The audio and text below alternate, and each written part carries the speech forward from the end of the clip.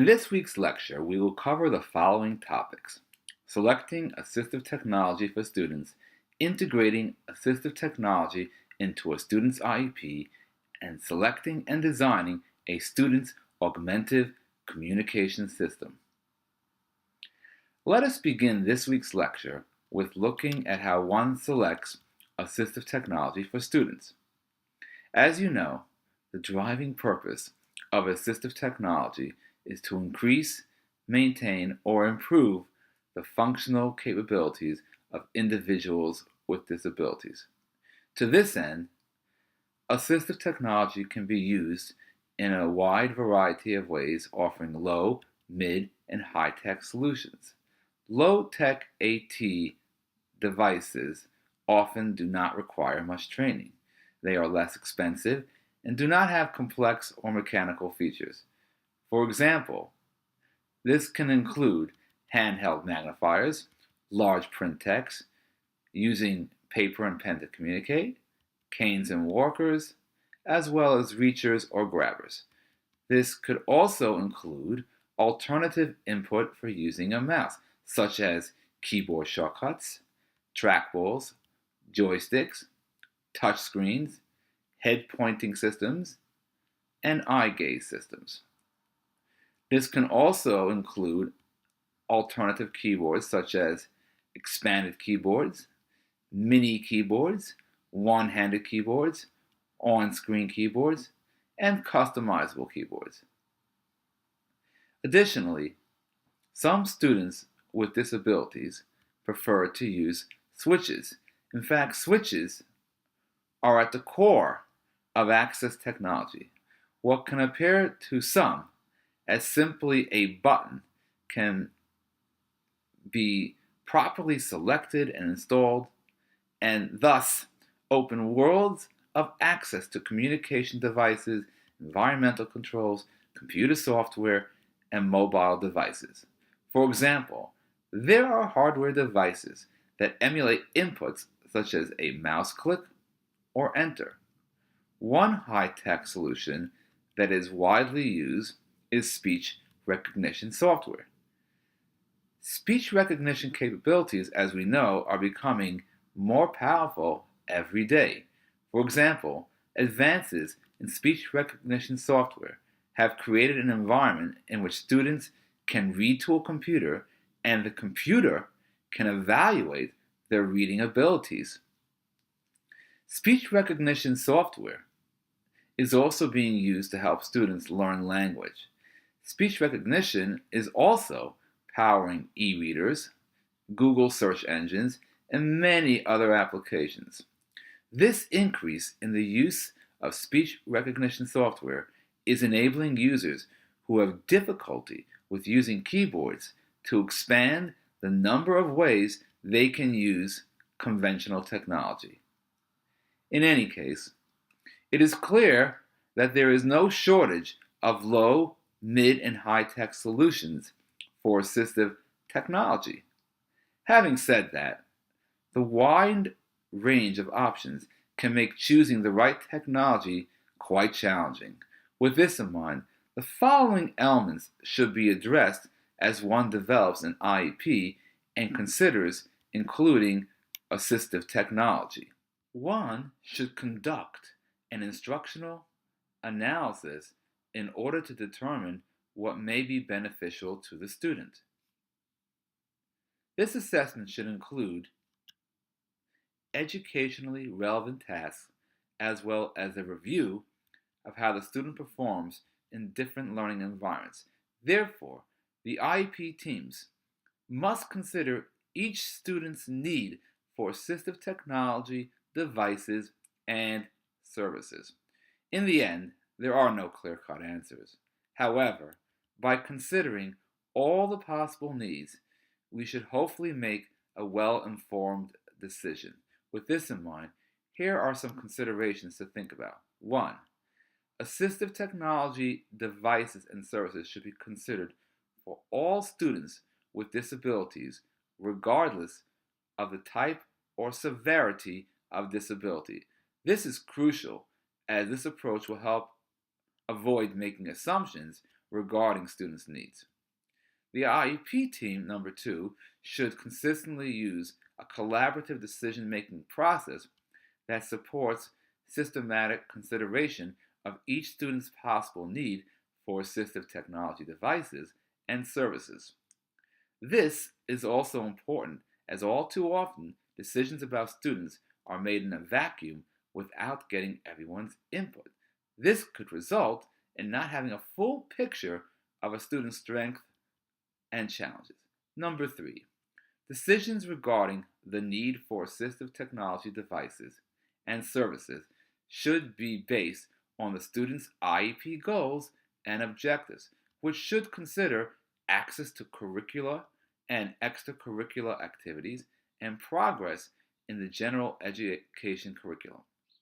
Number 4, the IEP team should gather and analyze data about the student, including various environments, educational goals, and tasks when considering a student's need for assistive technology devices and services.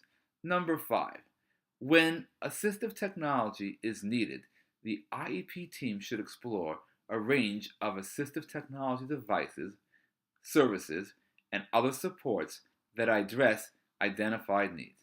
And number 6, the assistive technology consideration process and results should be documented in the IEP and include a rationale for the decision and supporting evidence. An exemplar for assessing the need for assistive technology is as follows. 1. Assistive technology assessment procedures are clearly defined and consistently used. 2. Assistive technology assessments are conducted by a multidisciplinary team that actively involves a student and family or caregivers. 3. Assistive technology assessments are conducted in a student's customary environment. Number 4. Assistive technology assessments include trials and are completed within reasonable timelines. Number 5. Recommendations from assistive technology assessments are based on data about the student, environments, and tasks. Number 6. The assessment provides the IEP with documented recommendations about assistive technology devices and services. Number 7. Assistive technology needs are reassessed by request or as needed based on changes in the student environment and or tasks. One should also use the SET framework, SETT framework review, which is as follows. S, student skills. So, what problems does the student have with schoolwork? What are the student's strengths? What are the student's interests? E, the environment. What materials and equipment are currently available in the environment? What is the physical arrangement? Are there special concerns? What is the instructional schedule? What supports are available to the student? What resources are available to the people supporting the student? T, the tasks. What does the student need to do? What activities take place in the environment that support the student's curriculum? What are the critical elements of the activities? How might the activities be modified to accommodate the student's special needs? T, the tools. How might technology support the student's active participation in those activities? What strategies might be used to improve student performance? What no-tech, low-tech, and or high-tech options should be considered for this student in these environments? Now, further resources for decision-making policies regarding assistive technology can be found at the following places. So we have the Wisconsin Assistive Technology Initiative, also known as WATI, at www.wati.org. We also have the Georgia Project for Assistive Technology, also known as GPAT, which can be found at www.gpat.org. We also have the Oregon Technology Access Program, known as OTAP, which can be found at www.otap-oregon.org. Other resources include the Alliance for Technology Access, also known as ATA, which can be found at www.ataccess.org. We also have the RESNA Credentialed Assistive Technology Service Providers, which can be found at www.rSNA.org/PRACINAT/certified practice/directory/practitioners.html. We also have the Stage Tech Act programs, which can be found at www.resna.org/taproject/at/state-contacts.html. Finally, we have State Occupational Therapy Associations, which can be found at www.aota.org/featured/links/link03.asp. So let us now examine selecting and designing a student's augmentative communication system. When one wishes to design an augmentative communication system for students, one must consider the following items, such as how will the student construct a message using symbols? How will the student deliver a message to another person? How will the student further respond to the receiver in a timely manner? With respect to these communication systems, there are numerous myths about what they will and will not do. So, let's review and dispel some of these myths. So, myth number 1. Augmentative will inhibit an individual's further development of speech, should be used as a last resort.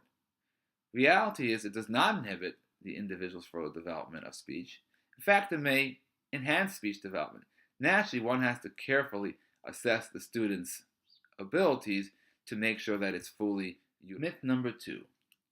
Specific levels of cognitive abilities are required prior to use. In actuality, there are no readiness criteria for teaching communication. In actuality, communication systems can be used for all kinds of students regardless of their ability. Myth number 3. A student must present specific adaptive behavior skills. Well, readiness criteria based on behavioral characteristics are unsupported by the research. While it is true that some students will benefit more from these kinds of systems, all students, regardless of their skill set, can benefit. Naturally, in order to ensure that a communication system is being used effectively, an appropriate assessment should be conducted prior to use. Myth number 4.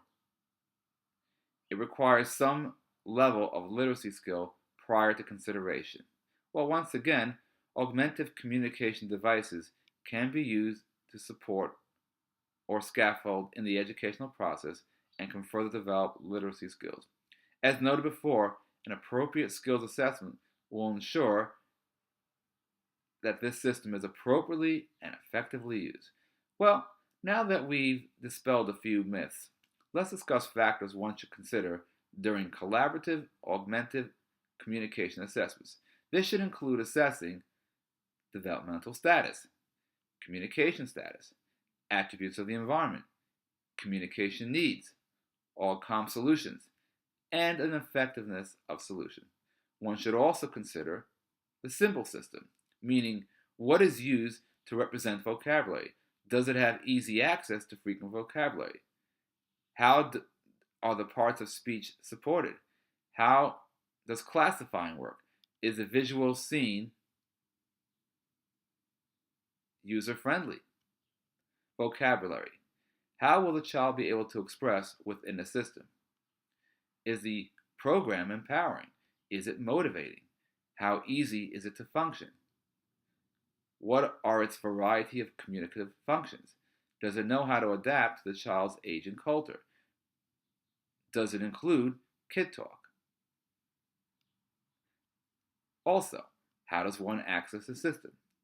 Is it finger touch, a pointing device, a joystick, infrared beam, eye gaze?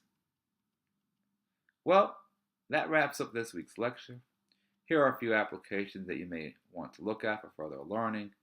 We have Smalltalk, which is available at iTunes.com.